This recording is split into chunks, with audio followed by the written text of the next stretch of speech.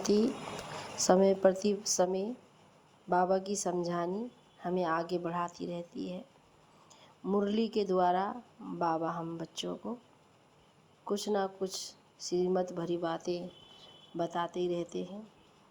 आज की मुरली में विशेष बाबा यही समझा रहे हैं कि जो ये अलौकिक जन्म मिला है, ब्राह्मण जन्म मिला है, संगम युगी जो जन्म मिला है, इसमें आपस में ब्राह्मणों में बहुत प्यार होना चाहिए। अलौकिक प्यार, आत्मिक स्नेह। और जो बाबा का हमेशा ये विचार रहा है कि हर एक आत्मा को बाबा का परिचय, सत्य ज्ञान मिल जाए, वो बाबा ने आज विशेष रूप से मुरली के द्वारा हमें समझाना चाहा है। जैसे बाबा ने हम बच्चों का भाग्य बनाया है, ऐसे हर एक का भी भाग्य ऊंच बना सके, यही बाबा क्या समझानी है। तो इसी आधार पर हम बाबा के महावाक्यों को सुनते हैं, जिनकी विशेष रूप से आज यही बातों पर आधारित बाबा ने हम बच्चों को इस पर जोर दिया है। सुनते हैं 11/10/2022 के साकार महावाक्य। बाबा बोले, मीठे बच्चे, तुम रूहानी ब्राह्मणों का आपस में बहुत प्यार होना चाहिए। बहुत बहुत प्यार होना चाहिए। आपस में मिलकर राय निकालो कि कैसे सभी को सत्य बाप का परिचय दें। कोई भी आत्मा रह ना जाए, बाबा का यही सोच रहता है। प्रश्न में बच्चे किस निश्चय के आधार पर अपना भाग्य ऊंचा बना सकते हैं? उत्तर में, पहले जब बुद्धि में यह निश्चय बैठे कि यहाँ पढ़ाने वाला स्वयं परमात्मा है, उनसे ही हमें सौभाग्य लेना है, तब पढ़ाई रोज़ पढ़ें और अपना सौभाग्य ऊंच बना सकें। बाप की श्रीमत है कि बच्चे तुम्हें किसी भी हालत में रोज़ पढ़ना है। अगर क्लास में नहीं आ सकते हो तो भी घर में मुरली पढ़ो। पढ़ाई के लिए बाबा ने समझाया। गीत है, तू प्यार का सागर है। ओम शांति। आत्माएं अर्थात बच्चे जान गए हैं कि हम आत्मा बिंदी मिसल है, एक स्टार मुआफिक है, लेकिन जो आत्मा है वह सेल्फ के बाप को कैसे रियलाइज करे। दुनिया में कोई भी ना अपने को ना बाप को जानते हैं। तुम जानते हो हम आत्मा बिंदी हैं, कितनी छोटी हैं। बाप भी इतना छोटा है। आत्मा से परमात्मा बाप कोई बड़ा नहीं है, शरीर तो छोटा बड़ा होता है। अब तुम शिव बाबा की याद में बैठे हो, भल कोई यह जान भी जाए कि आत्मा छोटी बिंदी है, परंतु उसमें 84 जन्मों का पाठ है। वंडर है ना। जब तक आत्मा शरीर का आधार ना लेवे तब तक पाठ बजा ना सके। वैसे परमात्मा भी हम आत्मा के माफिक छोटा है, परंतु बाप क्यों कहा जाता है? क्योंकि वह सदा पावन है। वह परमात्मा को ना जानते भी उनको बाप कहते हैं। जैसे तुम समझ में याद करते हो, वैसे वह भी याद करते हैं। इतने भी जो भगत हैं, सबका भगवान एक है, जिसको पतित पावन कहा जाता है। तो पतित है अनेक और पतित पावन है एक।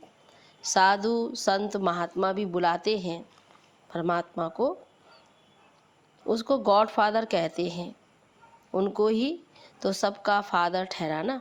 फादर को पतित से पावन बनाने लिए बुलाते हैं, उनको आना ही पड़ता है। पावन बनने का उपाय वही बताते हैं, क्योंकि आत्मा पर पापों का बोझा चढ़ा हुआ है। हम आत्मा सिर्फ लिख दे बी होली, परंतु ऐसे स्लोगन लगाने से कोई फ़ायदा नहीं, क्योंकि बाहर वाले तो समझ ना सके, बाकी तुमको तो समझाया हुआ है। तुमको स्लोगन की क्या दरकार है? इसका अर्थ है पवित्र बनो, बाबा को याद करो। जब तक किसको समझाया नहीं, बाबा कहते जब तक किसी को समझाया नहीं जाए तब तक कुछ समझ ना सके। योग में रहने से पवित्र बन सकते हैं। कहते हैं हिज होलीनेस, ये पवित्रता का टाइटल है। सन्यासियों को होली कहते हैं क्योंकि विकार में नहीं जाते हैं। भल वे पवित्र रहते हैं, ब्रह्म को याद करते हैं, परंतु जन्म विकारियों के पास लेना पड़ता है। तुमको भी कहा जाता है पवित्र रहो और शिव बाबा को याद करो। सन्यासी अपने को कर्म सन्यासी कहलाते हैं, परंतु कर्म का संन्यास होता नहीं। कर्म संन्यास तब हो जब देह ना हो। देह बिगड़ तो घर में यानी परमधाम में रहते हैं। यहाँ कर्म का संन्यास कैसे हो सकता है, ये कहना भी झूठ है। वे कहते जो गृहस्थी कर्म करते हैं वे हम नहीं करते। संन्यास गृहस्थियों का कर्म तो बहुत है, यज्ञ तप तीर्थ आदि करते हैं, वह सन्यासी भी करते हैं। बाकी फ़र्क सिर्फ यह है कि वे कमाई का खाना घर पे पकाते हैं। सन्यासी ये नहीं करते हैं, वे मांग कर खाते हैं, क्योंकि उनका हठयोग है। हठयोग से परमात्मा से मिल नहीं सकते। जब बाप आए तब तो उनसे कोई मिल सके, और जब तक बाप ना आए तब तक पावन दुनिया की स्थापना भी हो ना सके। कितना समझाते हैं फिर भी समझते नहीं हैं। बच्चे समाचार लिखते हैं, इतने इतने आए, अब देखो कौन कौन अपना सौभाग्य लेते हैं। बहुत आते हैं परंतु बुद्धि में ये नहीं बैठता कि इन्हें पढ़ाने वाला परमपिता परमात्मा है। आते हैं कितने समझते हैं परंतु बाबा कहते यह बुद्धि में नहीं रहता। हमको उनसे सौभाग्य लेना है। बाप रजिस्टर भी देखते हैं, कोई मास में 8-10 दिन भी आते हैं, कोई नहीं भी आते हैं। कोई नहीं है तो वह भी नहीं लिखते। अगर कोई नहीं आता तो वह मुरली पढ़ता है व नहीं। किसी भी हालत में रोज़ मुरली रोज़ पढ़ना पड़े। जैसे जब साहेब सुखमनी छोटे छोटे बनाते हैं, समझते हैं कैसे भी पढ़ सके। तुम समझते हो उस पढ़ने से क्या प्राप्ति होगी? कुछ नहीं। करके थोड़े समय के लिए बुद्धि ठीक होगी परंतु बाप से कोई मिल ना सके, और फिर विकारों में फंस जाते हैं तो फिर उनसे कोई प्राप्ति नहीं।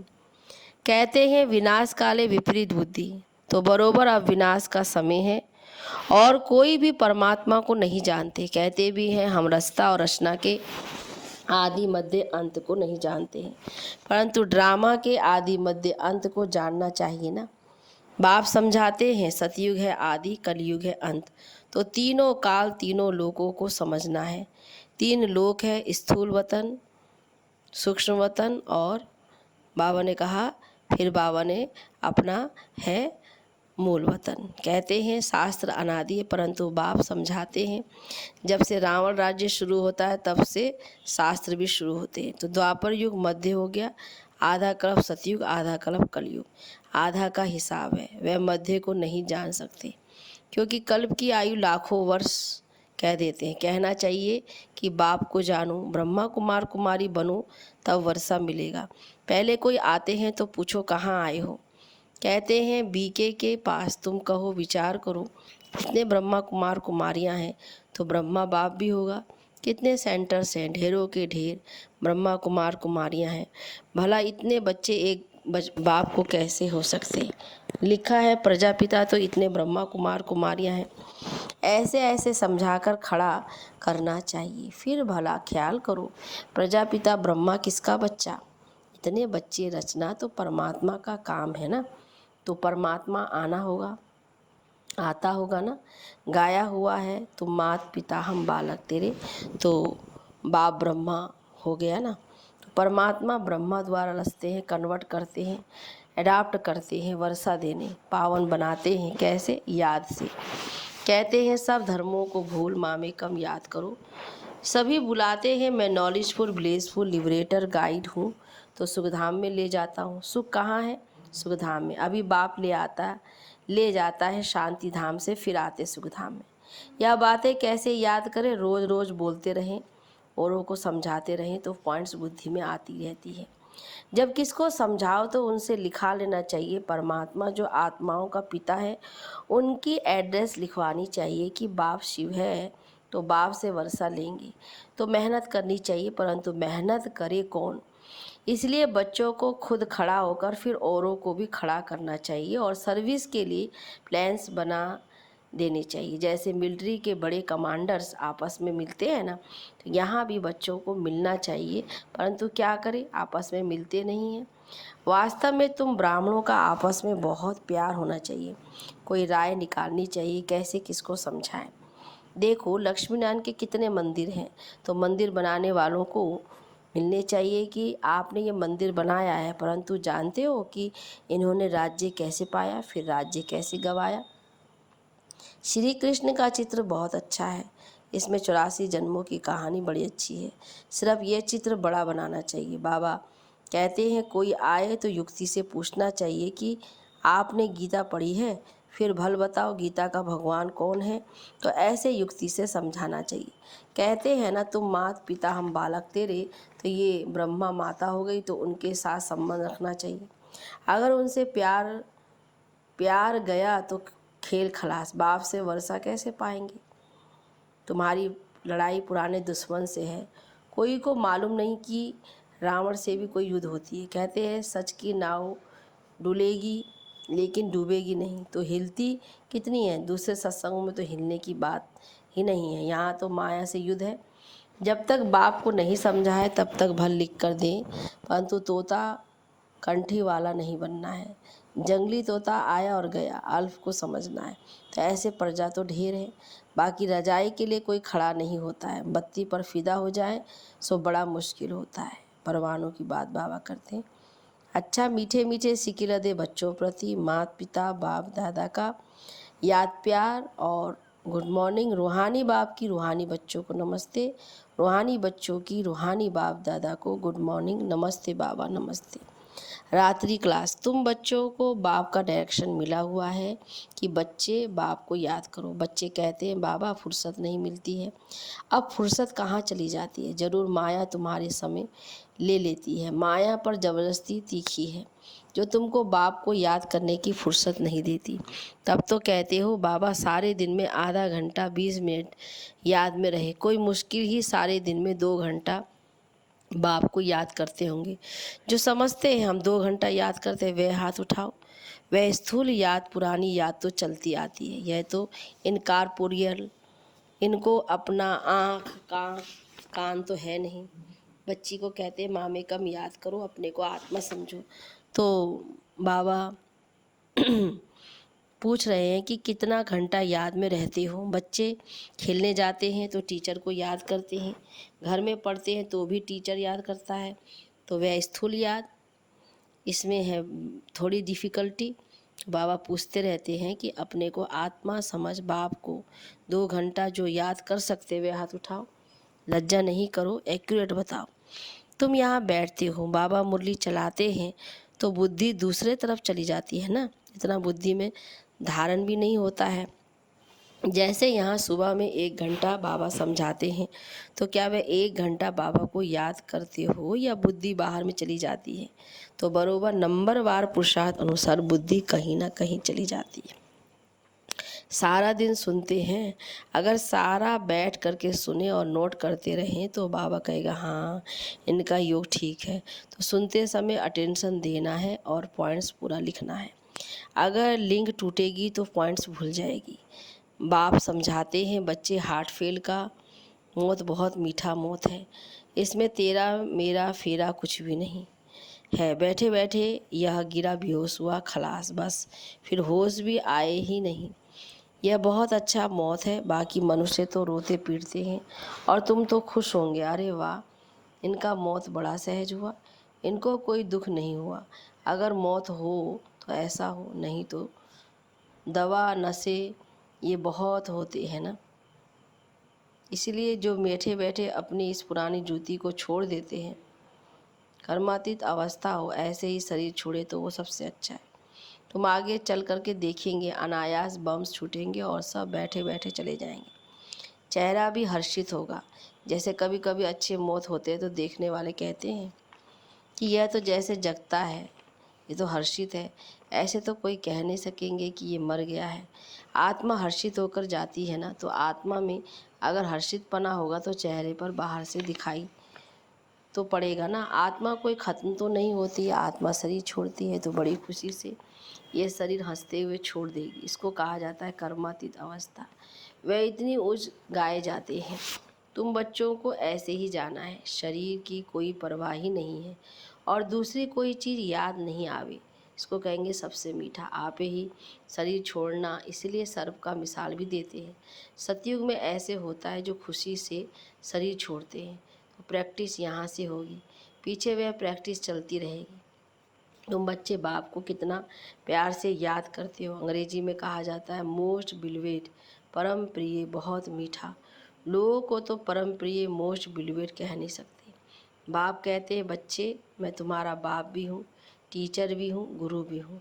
तुम कभी टीचर को भूलो तो बाप को याद कर सकते हो। बाबा गाइड है, गाइड को पंडा भी कहा जाता है। वह दुख से लिबरेट करने वाला, शांति धाम में ले जाने वाला है। उसके पीछे है सुखधाम। तो तुमको ये ज्ञान घास मिलता है, फिर हमको इसको विचार सागर मंथन करते रहो। जैसे गाय का मुख चलता रहता है, तुम्हारा मुख भी चलने की दरकार नहीं है। बाकी अंदर में सब कुछ याद करना है। जैसे तुम हो ऐसे हम हैं।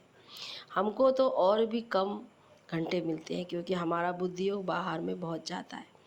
कभी कोई की चिट्ठी आई, फलाने की खिटपिट है, यह है वह है। बाबा कहते हैं हमको तो इतना काम है, कारोबार है, जिम्मेवारी है। आप बच्चे को तो कोई नहीं है, याद है सेवा करो। तो बाबा यही बता रहे वह है। सारा दिन उस तरफ बुद्धि जाती है, परंतु शायद बच्चों से जाती बाबा को सहज है क्योंकि बगल में साथ में रहता है ना बाबा। जब बाबा भोजन खाने के लिए बैठते तो सोचते हैं अच्छा मैं बाबा को याद करता हूँ। 2-3 मिनट याद रहती है, फिर भूल जाता हूँ। याद हवा मुआफी उड़ जाती है। बच्चे ट्राई करके देखो, सहज होते भी याद में टाइम तो लगता है ना।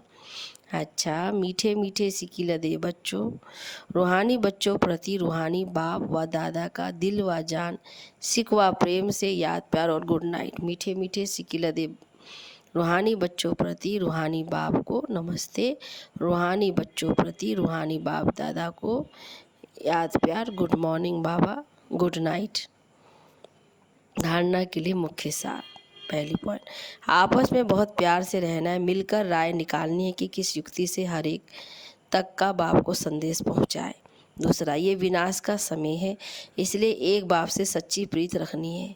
योग से आत्मा को पावन बनाना है। वरदान, स्वराज्य के साथ बेहद की वैराग वृत्ति को धारण करने वाले सच्चे सच्चे राज ऋषि भव। एक तरफ राज्य और दूसरी तरफ ऋषि अर्थात बेहद के वैरागी। ऐसे राज ऋषि कहाँ भी, चाहे अपने में, चाहे व्यक्ति में, चाहे वस्तु में लगाव नहीं हो सकता क्योंकि स्वराज्य है तो मन बुद्धि संस्कार सब अपने वश में है, और वैराग्य है तो पुरानी दुनिया में संकल्प मात्र भी लगाव जा नहीं सकता। इसलिए स्वयं को राज ऋषि समझना अर्थात राजा के साथ साथ बेहद के वैरागी बनना।